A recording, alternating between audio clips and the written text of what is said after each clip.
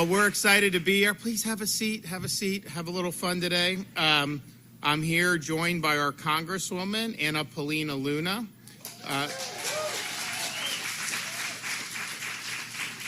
We also have Florida's Lieutenant Governor from across the bay in Tampa, Jay Collins. And we have Florida's Agriculture Commissioner from the county north of here in Pasco County, Wilton Simpson. And we have State Reps Cheney and Burfield. So I want to thank them for being here. So I don't think I'm breaking any news today when I say that the U.S. Congress has some serious problems with how it operates. The institution is broken. There's a lot of reasons for that. And, we look and see different things that we don't like about it, particularly on an individual basis, and that's great to discuss. But, this is part of a larger issue that has really caused our constitutional system to be eroded the way the Founding Fathers intended. When they created, and we're coming up, this is the year of America 250, 2026. Oh, we're doing so much stuff in Florida. I mean, I put George Washington in the state capitol building, just beautiful statue of Washington. I got Ben Franklin in Franklin County, right by the courthouse. We dropped the Thomas Jefferson statue in Jefferson County. I can get these on discount because the liberal states are taking them down. So it's a buyer's market if you like the Founding Fathers. So we're doing... we have Hamilton and Hamilton County coming soon, Madison and Madison County coming soon, Monroe down in the Florida Keys and Monroe County coming soon. But then we're also going to do things to honor people that have really exemplified those founding ideals. And so I've got a Lincoln statute coming. We're going to do that. I have Calvin Coolidge we're going to do, one of my favorites. And we're on and on it goes. So we're doing all this stuff. So this is a great year to talk about what it means to be an American, how did this country get founded, what are the ideals and everything like that. But one of the things that the Founding Fathers, when they won the Revolution, they had all these state governments, and these legislatures were like ultra powerful, and they created a constitution, part of it to checks and balances, separation of powers. But they said even with that, legislatures are the most powerful in a Republican system of government. Why? Because you control the power of the purse. So you talk about there's fraud in Minnesota with the Somali. First of all, people have known about that for like a decade, because when I was in Congress, and I've recovered from that experience, but I was there, I remember the Minnesota Republicans talking about it then. In fact, I did a trip out there to do, because we were investigating domestic terrorism, and so this is like something that's been But here's the thing: anytime you see the government doing anything you don't want, the easiest remedy is to go to the Congress and have them simply take the funding away. Because if they don't have funding, then they can't do any of this stuff. So you don't like the abuse of IRS agents, defund. You don't like some of the other stuff that's done in some of the bureaucracy, defund. You have the ability to do that. And so Madison said that the power of the purse is the most effectual weapon that you can wield in Republican government. And, it doesn't even matter. We wouldn't even be talking about a permanent bureaucracy if Congress wielded the power of the purse. And so what's happened over the years is they have given away so much of their authority to the bureaucracy. They don't really legislate funding anymore. They just do continuing resolutions. That's just government on autopilot. You're not reforming anything if you're doing continuing resolution. You reform things by passing an actual bill that takes away funding from the bad things and then funds the good things. And so they've totally given up their number one weapon, which is the power of the purse. And then they've also delegated a lot of lawmaking authority to the bureaucrats. I remember when I was a Congress, the people that would come to see me, they weren't talking about anything I was voting on. They're talking about these agencies issuing rules.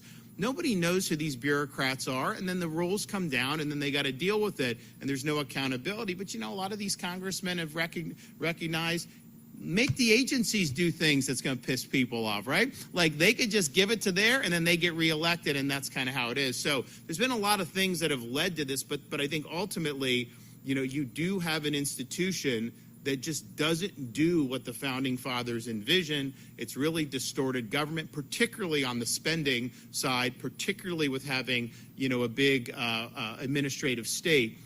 And there's a lot of things that have gone in that. So, I've been a big supporter in a lot of different reforms. I'm leading the effort around the country for the states to certify a constitutional amendment for term limits for members of Congress. We've got 12. Florida's one. We've got 12. We're probably going to get a half a dozen others this year. And I'll tell you, once people see that this is possible, it's going to get momentum. I think people want term limits, but they say, well, Congress will never do it. Well, you don't really need Congress to do it if the states do it, and we have that mechanism to do as well. So as that gets momentum, I think people are going to be really excited that that's the part of it. But part of the reason I believe in term limits is because I think Congress doesn't use its authority because the path of least resistance to getting reelected is just kind of autopilot, right? If you actually have some of these fights, people could get upset about it, and maybe you don't get reelected. I'd rather do the right thing than worrying about that, but that's just not how most people think. So I do think that would be something you go, have a limited period of time, get things done, and then leave a legacy. And I think it works better in our legislature, quite frankly, to have it. People will point out, oh, it's not perfect. Of course it's not. It's better than what we have now, right? That's it, and I think it would help. So that's been something. The other thing I'm helping to do around the country is requiring that Congress balance the budget, just like the state of Florida has to balance the budget. We have surpluses, so it's not as big a deal for us. Pretty easy. In fact, when I became governor, our rainy day fund, so we've almost quadrupled the rainy day fund just since I've been governor in 7-year period. We've paid down, if you look at Florida, 180 years plus as a state, all the debt that has been accumulated, we've paid off half of it just in my tenure as governor. So don't tell me this stuff can't be done. It can be done. We've eliminated taxes at the state level. I don't have any more taxes to cut at the state level. That's why I'm trying to do the property tax for local to help you guys out with that. In 2019, my first local governments in Florida brought in $32 billion in revenue from property tax. Today, they're bringing in over $56 billion. Now, look, we've had population growth, we've had inflation.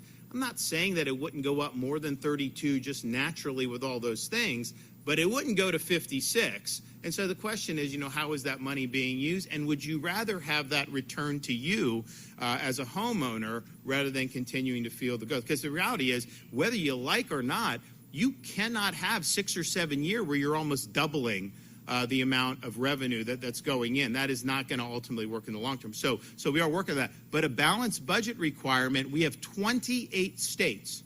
We need 34 to trigger it. So we've got 28. We think we're going to get a few more this year and to be able to do that. So I've been a big supporter of that as well. I also work with our legislature to certify another amendment that I think would be really good. We don't have as much support nationally just because I think people don't know what's out there. But we've proposed the 28th Amendment that would simply say this: Congress shall make no law respecting the citizens of the United States that does not also apply to members of Congress themselves. I mean, wouldn't that be a good one to do? So, which brings me to the subject today, because I think what Congresswoman Luna in Washington is really leading the effort there, and we're limited on how we can affect this particular issue, but we are going to affect it, and we're going to propose something, and we're going to do it. But, you notice this thing, and it's really odd. You'll have people get elected to Congress having never shown any investment acumen ever in their life, and then all of a sudden they become Warren Buffett on steroids. They're putting some of the biggest hedge funds in America to shame with these stock trades that have these real suspicious timing. Because, look, if you buy a stock and it goes up 400% like in a month, that's like a once-in-a-lifetime investment thing. And yet these guys seem to be doing this quite frequently. And they have access to certain information, I believe, that is helping to fuel that. So if you look at Nancy Pelosi's portfolio, she has absolutely shattered a lot of these investment records. But it's not just that. There's a whole bunch, and it's on both sides of the aisle. So what Anna Paulina Luna has done is said, we got to stop the insider trade. It's basically a different form of insider trading. Like there's certain insider trading on Wall Street, and that does apply to Congress, but they're privy to different types of that's not really contemplated under existing laws. So what it should, and what I did, so, I was there for 3 terms. The day I got in, I stopped doing stocks. So I've never done a stock trade since I've been in elected office. And my reason was, why would I want to be in a situation where, like, I take some action and then someday someone will say, oh, well, that's because, you own Microsoft or you own this or that. I was like, no. So it's like 401k, all that stuff. And that's not, but this, I'm going to buy here, sell here. When you're in office, people, I think it's bad. So that was the decision I made. I'm poorer for it, but you know what? You only live once, and I'd rather do what's right and let the chips fall where they may. Other people make different decisions, and you see really dramatic shifts. And I think Pelosi's worth hundreds of millions of dollars now, having been in Congress for 40 years or what. Oh, by the way, term limits would have solved that problem too. So just be honest. So you have that. So her bill really fixes this problem. And here's the thing. I think it hurts Congress. I think it's short-sighted to allow this because people already have a low estimation, and then they see this stuff, and then they're like, oh, yeah, you're on this committee, there's this issue, you do this stock, and then it goes up 200% the next week, or you dump this stock and it tanks, the next 2 weeks later. Those, when you invest, that's just not typical. Because honestly, I would think that, our state pension fund, we have one of the biggest pension funds, Pelosi, and she leaves Congress. I told our head, Chris Spencer, maybe get her to run the pension fund. I'd love those returns for Florida. You guys would, anyone who's in the pension, you do really well. So that's the thing. So she's pushing on that. I think it's a no-brainer. I think every single member of Florida's congressional delegation should be supporting Congresswoman Luna's bill to end this charade with this insider congressional stock trading.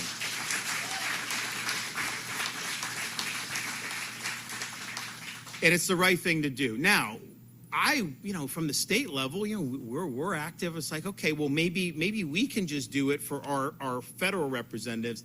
The reality is there's a lot of Supreme Court precedent that would not let us do that. It really has to be done federally, because I would have been supportive of just saying you're a congressperson or a senator from Florida and there, then you do. And it's not the same as the state legislator, because our state legislatures, they're part-time. Some of them are investment. They have investment businesses, and they're not privy to the same type of information. So it's not at all the same what goes on in at least Florida's state legislature compared to what goes on in Washington with respect to stock trading.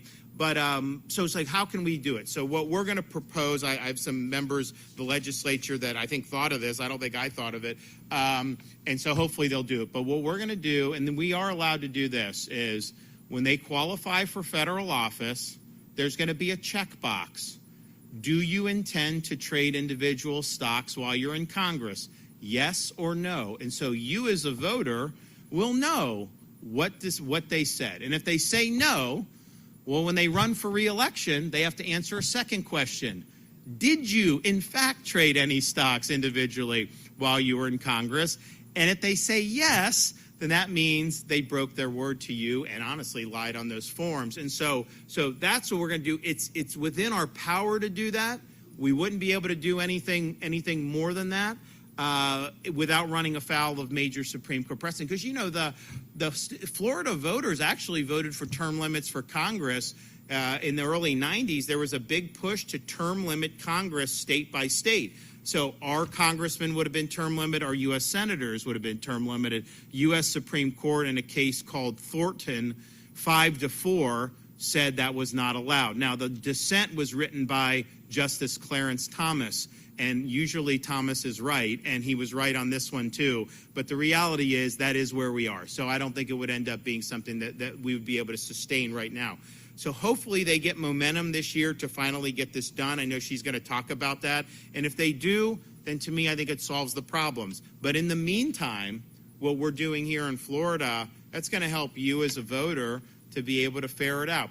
And my thing is like you get there, you should be able, you want to get there to do something good for people, not get there to be something and to be able to kind of capitalize off the swamp up there. So this is a good reform. I think it's very thoughtful. It's got my support. But man, we should at least have all the Florida federal representatives lining up behind this. Look, California, some of these, I don't know how they think it. The water's different there. I mean, it's just really ridiculous. You know, I always get a chuckle. I meet people, I wish you got to come to run for governor of California. I was like, I couldn't get elected. Are you kidding me? Like, it's a different mindset in terms of what goes on. But here, I have no doubt that this reform is what the voters of this state would like to see. And to tell you more about it, I'm going to welcome up the Congresswoman herself.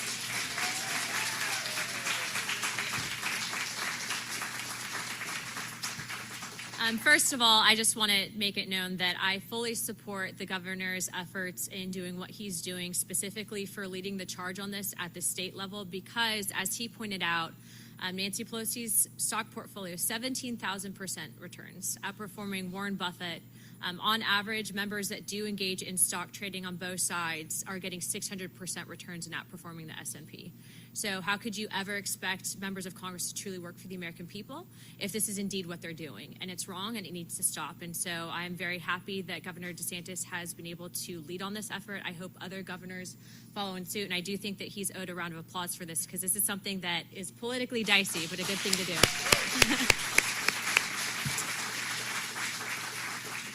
As far as our bill goes, it is the most bipartisan bill currently in Congress. We have people that you would never expect, probably people that you don't politically align with, that are actually supporting these efforts because they know it's bad and it needs to end.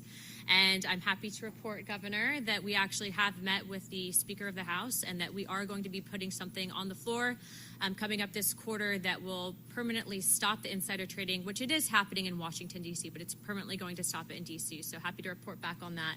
And frankly, I hope that some of my colleagues that are engaged in the process will have governors that will hold them accountable. So thank you so much for being here. We appreciate everything that you're doing. And again, a round of applause for Governor DeSantis. Thank you. Well, that's encouraging to hear that we may get a vote on this. I think it's really good.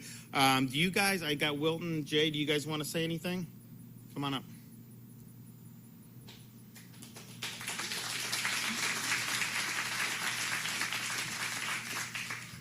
Well, good morning. Always great to be here, and Happy New Year to each of you. Rep. Luna, thank you for your leadership on this subject. Incredible. It's amazing to see you lead and push and hold people accountable there. You're a true fighter for your people. And, of course, we have Governor Ron DeSantis, who is, as always, the GOAT, a juggernaut, standing up for individual freedoms and rights and holding people accountable. You know, it's important when we talk about this, and the governor did an extraordinary job of laying this out. It's about fairness, and it's about trust in the people you elect and go to office. You heard the Congresswoman talk about the percentages, the return on investments. I don't know about you, but my 401k is not giving me those same returns on investment. And in the end, you have to have faith that who you elect is serving those right interests. Rep. Luna, thank you. Thank you for a common sense leadership on this subject up in D.C. I'm excited to hear all the great things.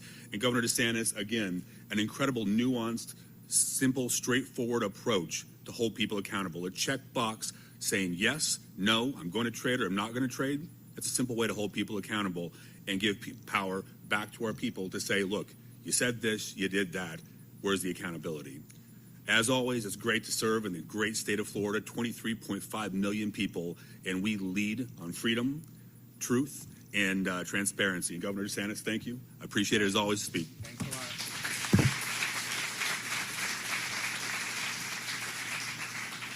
So this is, look, honestly, this is bipartisan. It's not a partisan issue. I know Republicans always talk about Pelosi, and I do too, a lot. Because honestly, it's a good example to use for a variety of things, not just that. Reading the bills before you pass them. Who would have thought that would be some? So that's fine. But let's just understand, this is a bipartisan ailment. This is not just Democrats.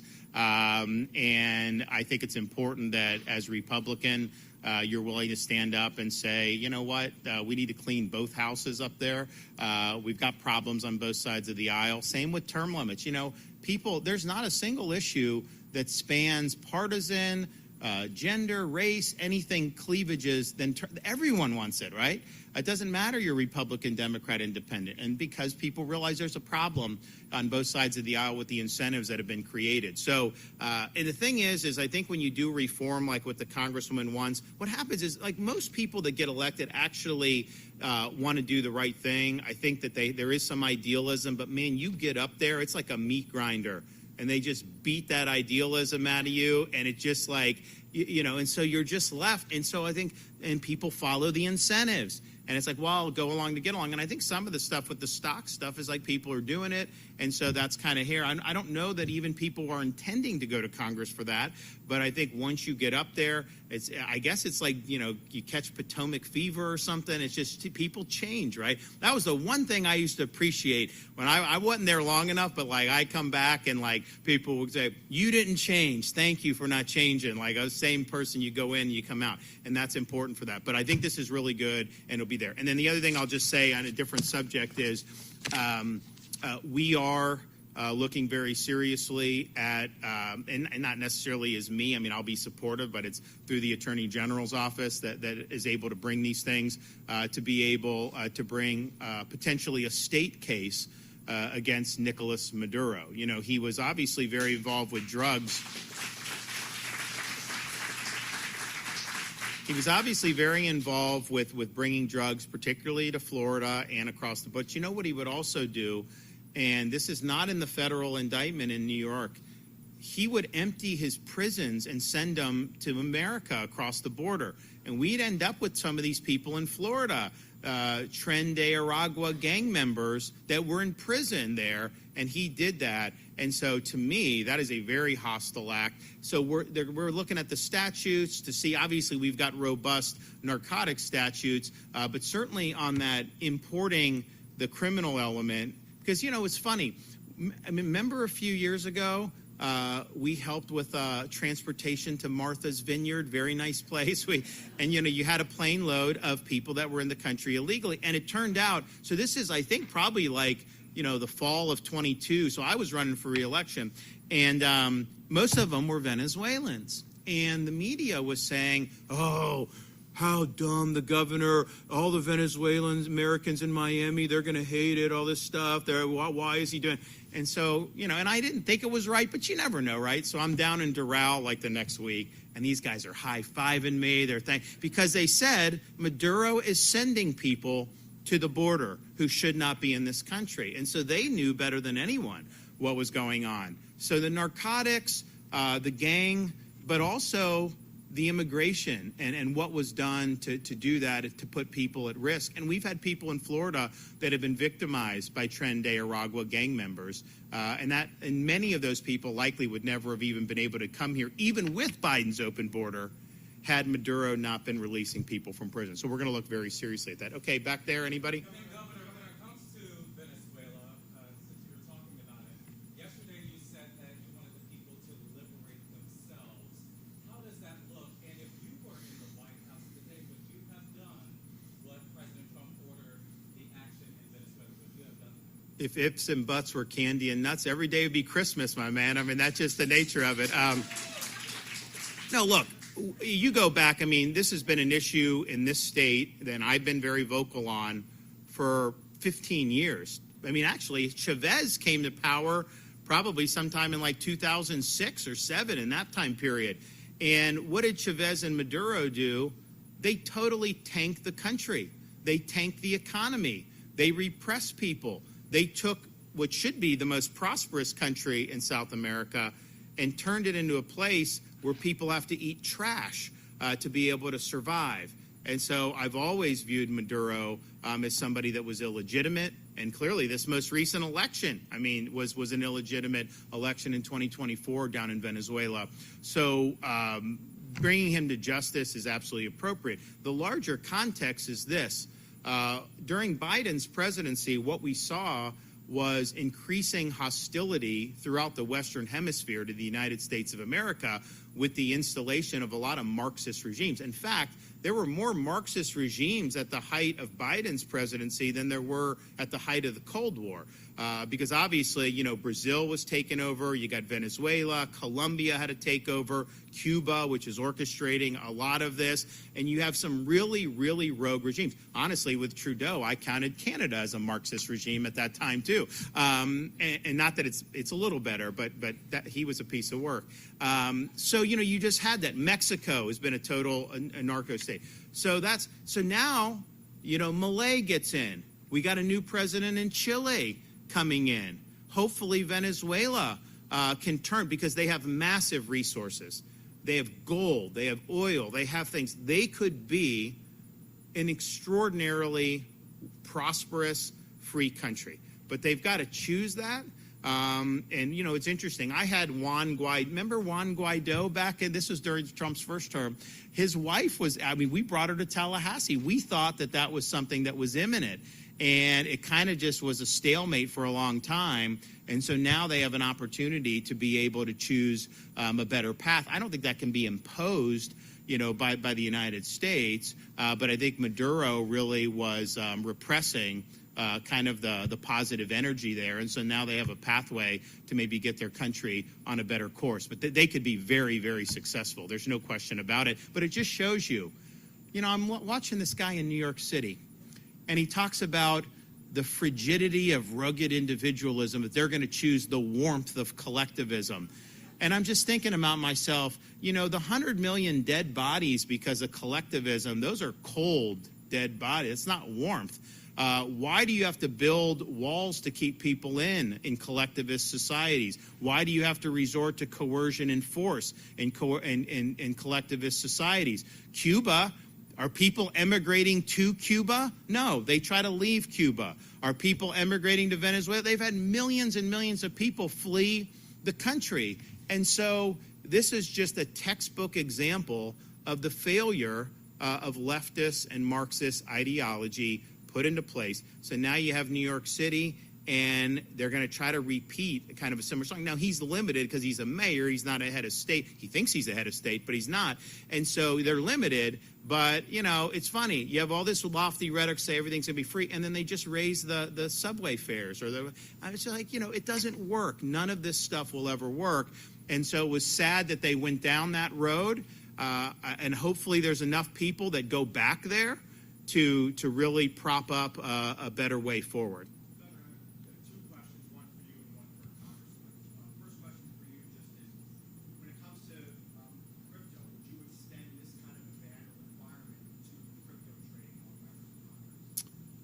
I think that's a question for her. I mean, look, I think crypto, honestly, there are some things because they have committees that deal with this. So would that be implicated?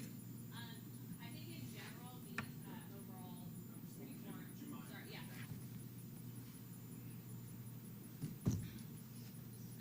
I think in general, as far as updating our legislation for transparency, as far as elections, all of that, financials, it needs to be updated as a whole because crypto is still even though it's been around for a little bit, it's still a very new thing in Congress. So yes, I would be in favor of preventing that because you want people that will serve in the invested interests of the people, not making a lot of money. You're supposed to go to Congress to serve, not to become a multimillionaire. And unfortunately, you see that happen all too often. Now, the Bitcoin, that's one thing. I mean, I remember 2010 when it first came out. Because I was doing trading then. I mean, I didn't have a lot of money, but I was, pretty good at it. And I remember reading an article about this, and I was like, but you could have, if you just would have put down like $1,000 on Bitcoin then and just held it, that would have been a trade that would have, but that was a risk that people took at the time based on what was happening. So that's been volatile. Government policy does impact that. There's discussions that happen in Congress, so that'll be a part of it, and I think that's appropriate. Sorry, can I ask Congresswoman one more question? Well, let him go one, and then I'll. The U.S. House is going to vote later this week to vote to override President Trump's veto last week that would grant the secret supply. We can control for part of the Everglades as well as the interior Department of Work to mitigate flooding the region. What do you think of the president's veto of that? It's interesting. That was not on my radar that bill had passed. What he pointed out, they're trying to obstruct the immigration of that is true. I mean, they tried to obstruct and it was demagogic. They were not being honest about what was going on. And notice everything everyone was saying was going to happen. Oh, you can't do this, there. I mean, there's an airport there that they built this stuff on. They were trying to act like the sky was going to fall, and that was wrong. And so what they did was wrong, and it was very disappointing to see them do that. Now, what is this project? Again, it's the Congresswoman would know better than me, but I do think when the president pointed that out, what he said about their conduct was accurate. What about the executive branch when it comes to banning stock trading? I'm not. You'll have to ask her about what the contours of the bill are. That's something that I'm supportive of. But I also think that if we can deal with the Congress, and if that's something that could get across the finish line, I think that would be a really, really big win. And I think that that's something you could pocket. There's huge differences. I mean, to serve in the executive branch, there's massive bureaucracy you got to go through.